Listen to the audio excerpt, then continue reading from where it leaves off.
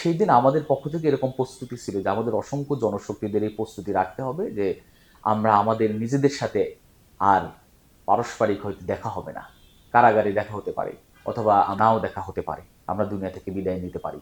আমাদের জনশক্তিদের এবং দায়িত্বশীলদের ভিতরে সেই ধরনের মানসিক প্রস্তুতি ছিল। এটা হলো যে আমি মনে করি যে আমাদের জনশক্তিদের ভিতরে হতাশা ছিল না যে আমরা নিষিদ্ধ হয়ে যাচ্ছি, আমাদের ভিতরে এক ধরনের হতাশা কাজ করে, এরকম কোনো কিছুই।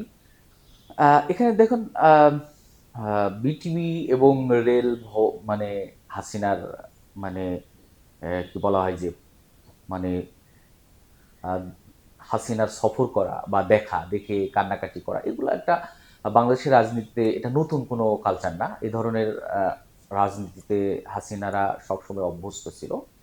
আর ছাত্রদলের ব্যাপারটা যদি বলি, যে ছাত্রদল তারা মানে আন্দোলনের ক্ষেত্রে তারা হলো তাদের ভূমিকা নিঃসন্দেহে এই আন্দোলনে ছিল, এটা অস্বীকার করি না, কারণ এই আন্দোলনের সকল ছাত্র সংগঠনের ভূমিকা ছিল। কিন্তু কতটুকু ছিল এটা মানে হয়তো ইতিহাসে আলোচনা হবে ভবিষ্যতে কোনো দিন। তো তারা তাদের হয়তো কোনো চিন্তা বা জায়গা থেকে তারা কর্মসূচি দিয়েছিলেন। ইসলামী ছাত্র শিবির সুচারু এবং আন্দোলনকে সফল করার জন্য ধারাবাহিক কর্মসূচি গ্রহণ করেছিলেন, যার কারণে শুধু একটা মিছিল বা এই ধরনের কর্মসূচিতেই ছাত্র শিবির বিশ্বাসী ছিল না, ছাত্র শিবির তাদের কার্যক্রম স্বাভাবিকভাবেই অব্যাহত রেখেছে।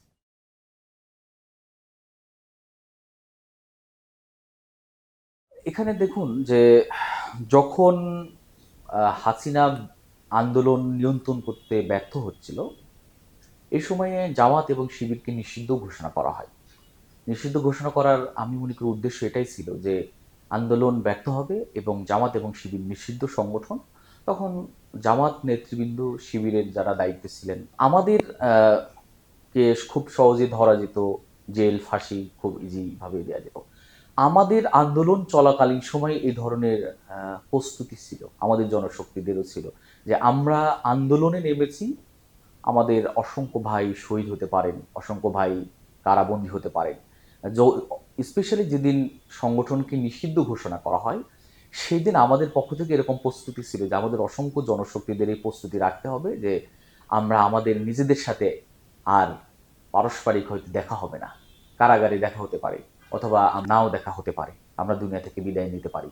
আমাদের জনশক্তিদের এবং দায়িত্বশীলদের ভিতরে সেই ধরনের মানসিক প্রস্তুতি ছিল। এবং আমরা তবে একটা বিষয় ছিল যে এই যে নিষিদ্ধ হওয়া বা ভীতির পরিবেশ সৃষ্টি করা, এটার কারণে আন্দোলনের গতি প্রকৃতি কমে যাওয়া এরকম ঘটেনি, বরং আরো বেড়েছে। এটা হলো যে আমি মনে করি যে আমাদের জনশক্তিদের ভিতরে হতাশা ছিল না যে আমরা নিষিদ্ধ হয়ে যাচ্ছি, আমাদের ভিতরে এক ধরনের হতাশা কাজ করে, এরকম কোনো কিছুই ছিল না, যার কারণে আমরা আমাদের জনশক্তিদেরকে মাঠে আরো স্বস্ফূর্তভাবে পেয়েছি এবং তারা আন্দোলনকে সফল করার জন্য সর্বোচ্চ প্রচেষ্টা চালিয়েছে।